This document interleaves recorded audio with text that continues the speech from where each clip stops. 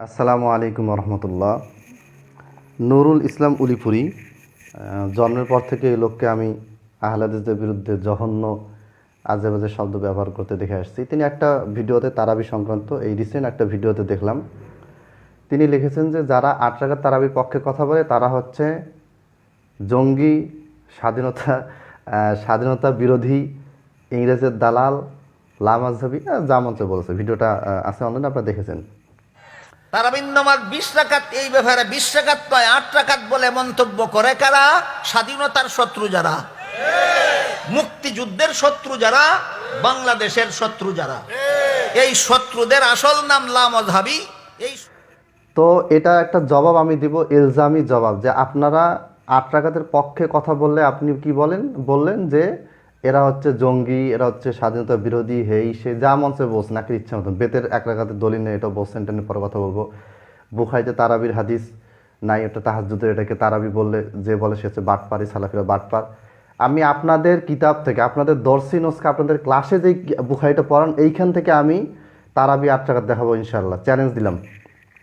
এবার আসি, যেহেতু কিতাবটা আমার কাছে নাই কাজে এখন দেখাচ্ছে না। এবার আসি আপনাদের হানাফি ওলামারা কি বলছে ৮ রাকাত তারাবির ব্যাপারে, আপনাদের হানাফি আলেমরা। এবং আপনাকে ফতোয়া দিতে হবে যে এরা হচ্ছে বাটপার, হাদিস বিকৃতকারী, স্বাধীনতা বিদ্বেষী, এগুলো ফতোয়া দিতে হবে।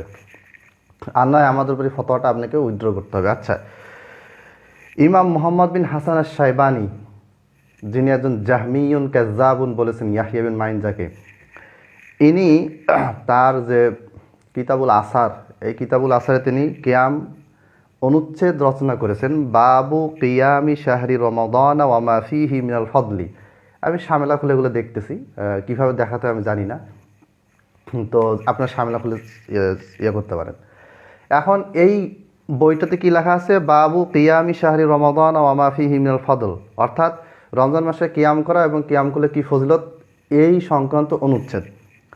এই অনুচ্ছেদে তিনি যেই হাদিসটা বর্ণনা করেছেন সেই হাদিসটার ব্যাপারে আল্লামা আব্দুল হাই লখনবী রহিমাহুল্লাহ, হানাফি মাযহাবের একজন বড় মুহাদ্দিস, হানাফি মাযহাবের মুহাদ্দিসের সংখ্যা খুব কম, তার ভিতরে ইনি একজন, এবং ইনার ওস্তাদদের খুব একটা নামও পাওয়া যায় না।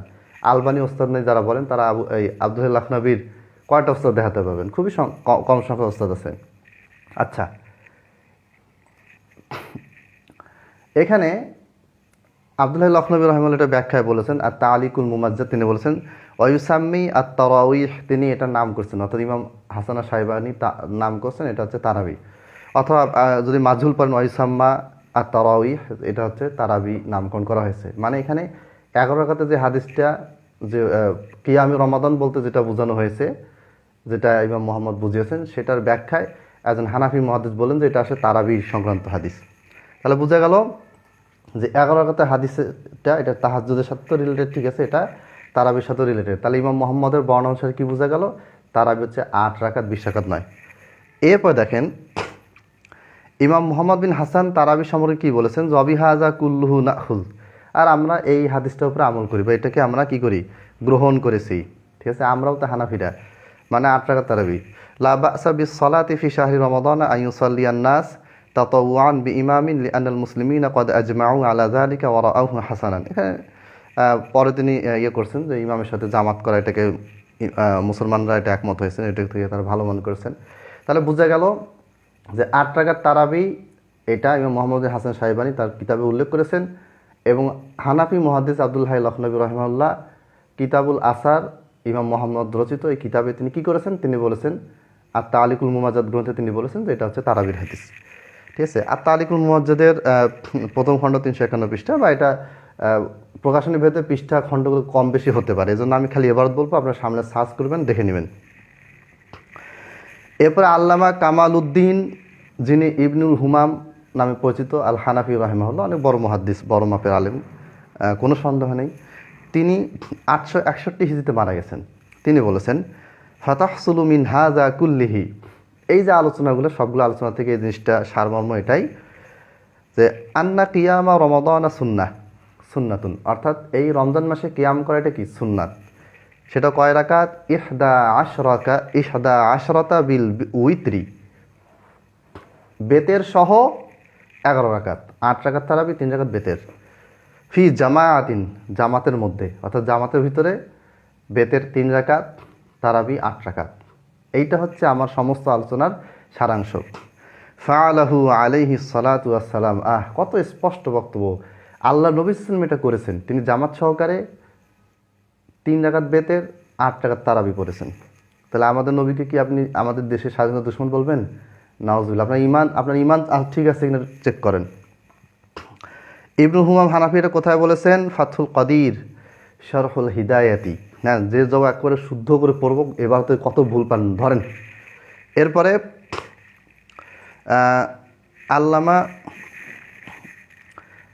জাইনুদ্দিন, যিনি ইবনে নুজাইম আল মিসরি আল হানাফি নামে পরিচিত, তিনি 770 হিজরিতে মারা গেছেন। তিনি বলেছেন, অকত সাবাতা, আর প্রমাণিত হলো যে আন্না জালিকা কানা ইহদা আশরাতা রাকাতান বিল উইত্রি, যে এই তারাবি সালাতটা হচ্ছে বেতের সহ 11 রাকাত।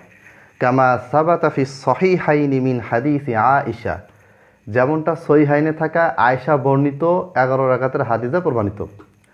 যেই 11 রাকাতের হাদিসকে বুখারিতে আছে, আমরা এটাকে তারাবি বললে আপনি আমাদেরকে বাটপার বললেন।